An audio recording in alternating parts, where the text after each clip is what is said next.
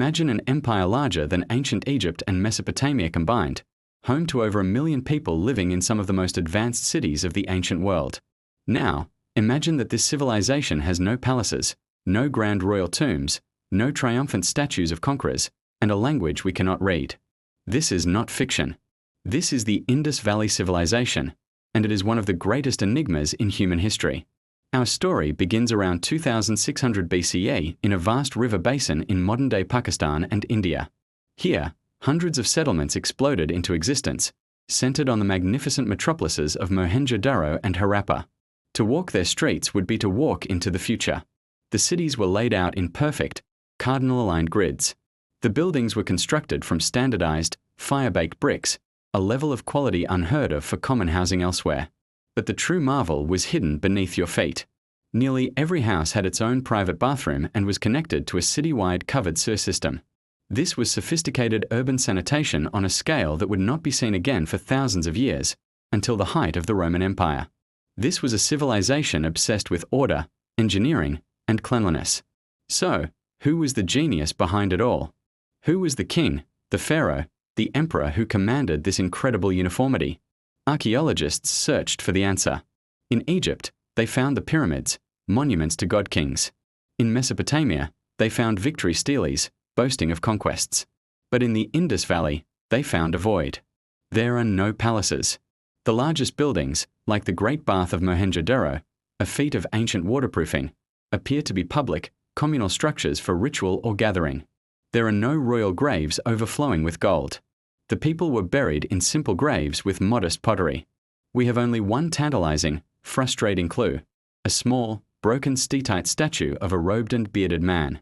Dubbed the Priest King, his identity is a guess. Is he a ruler? A holy man? We don't know.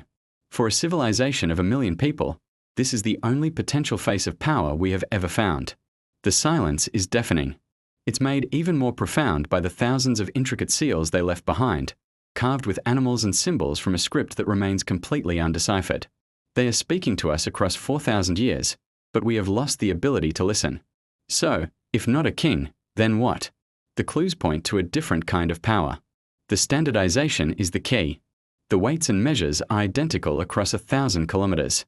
The brick sizes are uniform. The city plans are the same. This suggests a powerful, unifying ideology, a system of rules and social contracts so strong that it didn't require a king to enforce it with an iron fist. Was it a collective of merchant guilds? A council of priests?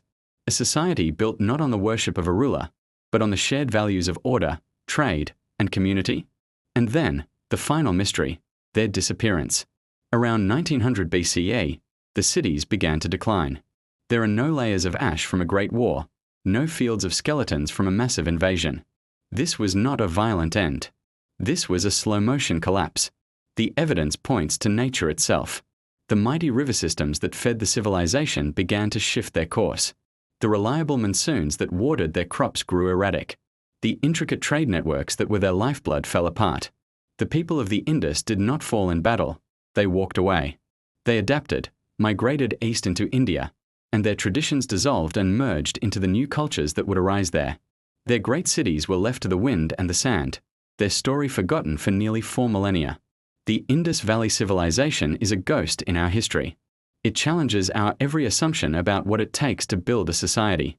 It proves that order does not require a dictator, that advancement does not require war, and that the greatest power might not be a king on a throne, but a shared idea in the minds of 1 million people. Their silence is not an empty space. It is a question, a riddle that we are still trying to solve.